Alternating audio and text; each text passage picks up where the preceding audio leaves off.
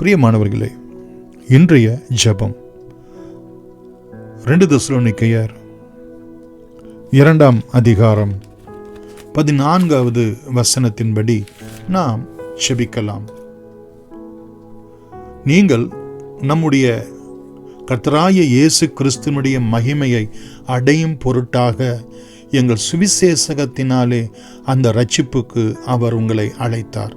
மகா இரக்கமும் கிருபையும் உள்ள எங்கள் அன்பின் பிதாவே, கிறிஸ்மஸ் நாட்கள் என்றால் எங்களுக்காக இந்த பூமியிலே இரட்சிப்பை அருளும்படி எங்கள் இரட்சகராகிய கிறிஸ்து இயேசு வெளிப்பட்டார் என்று நாங்கள் விசுவாசிக்கிறோம். ஆண்டவரே தகப்பனே, அந்த இரட்சிப்பை நாங்கள் பெற்றுக்கொள்வதற்காக மாத்திரமல்ல, இரட்சிக்கப்பட்ட நாங்கள் தகப்பனே அந்த நித்திய மகிமையை அடையும்படி, ஆனந்த பாக்கியத்தை அடையும்படி, கிறிஸ்துவுக்குள்ளாக நாங்கள் தகப்பனே உயிர்த்தெழவும், அவரோடு கூட அவருடைய இரகசிய வருகையிலே நாங்கள் எடுத்துக்கொள்ளப்படவும், நித்திய நல் ஆறுதலையும் நித்திய ஜீவனையும் நல் நம்பிக்கையும் நாங்கள் அடைய தகப்பனே நீர் எங்களுக்கு இப்படிப்பட்ட ஒரு மகிமையான அழைப்பை, இந்த இரட்சிப்பின் அழைப்பை, ஆண்டவரே இந்த நல்ல நற்செய்தியை, இந்த சுவிசேஷகத்தை எங்களுக்கு அருளி செய்திருக்கிற தயவுக்காய் ஸ்தோத்திரம். இந்த கிறிஸ்மஸ் நாட்களிலே நாங்கள் பெற்றுக்கொண்ட இந்த நற்செய்தியை ஆண்டவரே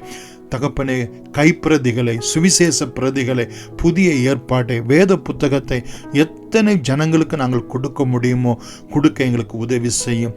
ஒவ்வொரு தேவ பிள்ளைகளும் ஒரு நாளைக்கு ஒருவரிடத்திலே கொடுப்போம் என்று சொன்னால் ஆண்டவர் எல்லா தேவ பிள்ளைகளும் சேர்ந்து ஆயிரமாய் அது பெருகும் என்று நாங்கள் விசுவாசிக்கிறோம்.